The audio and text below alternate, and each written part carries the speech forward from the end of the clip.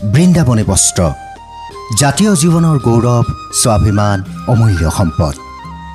ই কেৱল এখন বস্ত্ৰ নহয় আমাৰ পৰিচয় গুৰুজনা শ্ৰীমন্ত শংকৰদেৱৰ পৰামৰ্শত মথুৰা দাস বুঢ়া আটাৰ নেতৃত্বত তাঁতিকুছিৰ তাঁতিসকলে বৈ উলিয়াইছিল এবছৰীয়া পৰিশ্ৰমেৰে বিষ্ণু অৱতাৰ শ্ৰীকৃষ্ণৰ জন্মৰ পৰা কংসবধলৈকে বিভিন্ন সময়ৰ লীলা খেলা সম্বলিত আপুৰুগীয়া এই বস্ত্ৰ ভিন্ন ৰঙী সূতাৰে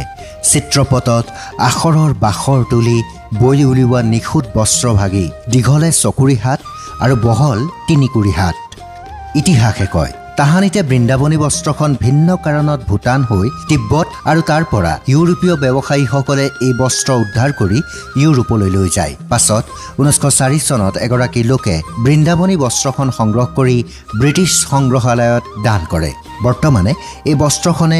ব্ৰিটিছ মিউজিয়ামৰ শোভাবৰ্ধন কৰি আছে বৰ্তমানৰ চৰকাৰে এই বৃন্দাবনী বস্ত্ৰখনি গৃহভূমিলৈ উভতাই অনাৰ বাবে উল্লেখনীয় ভূমিকা গ্ৰহণ কৰিছে লণ্ডনত এক বুজাবুজি চুক্তি স্বাক্ষৰেৰে 2027 চনত বিশেষ নিয়ম সাপেক্ষে